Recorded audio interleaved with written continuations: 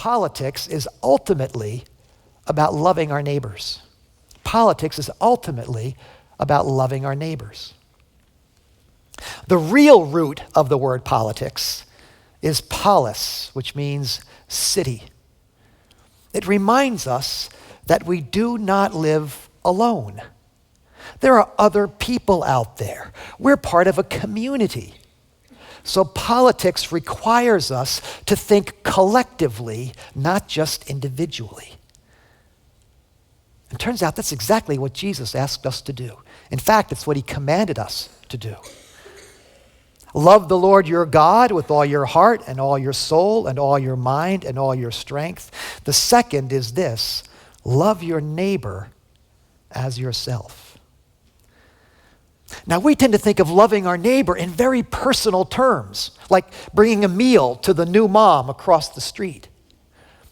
Politics allows us to love our neighbor on a much broader level, on a systemic level, like providing nutritional programs for our new moms and their children all across the city or across the state.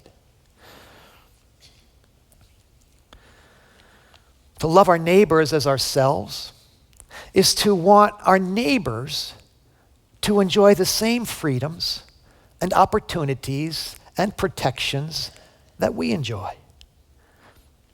Paul Brink is a political science professor up at Gordon College up on the North Shore.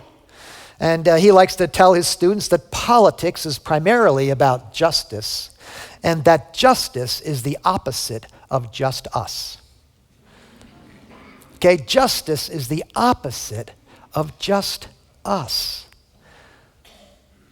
The tragedy of our current political climate is that we are all retreating to our respective parties and preferences. We're hunkering down with people who think like us. We're scouring the web for blogs and people who will support our particular point of view, instead of doing the very thing that politics requires and that Jesus demands of us, that we think about others first, that we consider another person's point of view.